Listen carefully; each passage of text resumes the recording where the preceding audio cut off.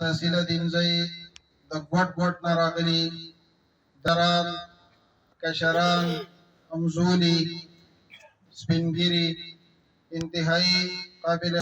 انتهایی شکرګزار یم چې تاسو نن د باډوان په ځمکه پترای باندې د حاجي باچازاده په حجره باندې تاسو مال عزت راکو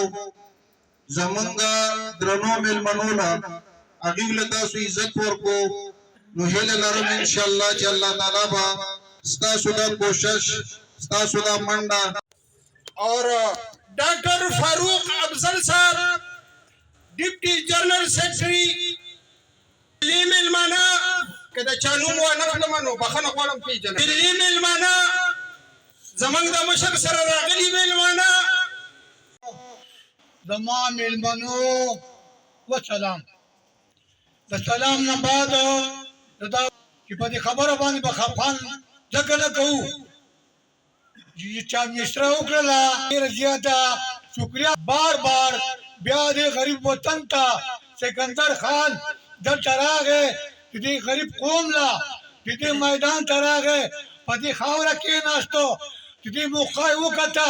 نو زه بار بار دې شکریه ادا کوم سره د ملګرو جي وسلام عبدالحمید لالا فهد باچا زمون کشر جلال قاضی تاسو ټولو ته السلام علیکم په پندال کې دلته ډیر عزتمن مشران سپینروبي د باډوان د دې ترای د علاقې کشران تاسو ټولو ته شریک السلام علیکم عزتمندو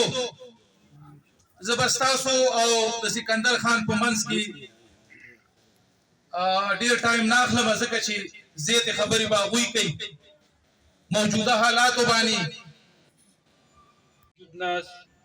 زمون صوبائی مشر جناب سکندر خان شیرپاو صاحب داغه سره موجود ناس ډاکټر فاروق افضل صاحب او زما ترا د مرزا باچا رور د پوډي باچا رور یاسین باچا داغو سره موجود ناس زمون ریټایرډ ایس پی صاحب صدیق اکبر خان عمران ویګیټ صاحب قاضي جلال الدین صاحب او ما ته مخامخ سپینګیري مشران همزولي کشران السلام علیکم ورحمت الله وبرکاتہ عزتمندو چونکه مشر بیمار و زما تر پوډي باچا نو داغه په ځای زه تاسو ته مخاطب یم عزتمندو د کم کسانو د کم ملګرو چې په د قومي وطن پارټۍ کې شمولیت وکړو زه د قومي وطن پارټۍ طرفه د خپل مشرانو د جناب افتاب احمد خان شیرپاو د اړخه د جناب سکندر حیات خان شیرپاو د اړخه د باچا صاحب د کورنۍ د اړخه تاسو ټول ته شکریه ادا کوم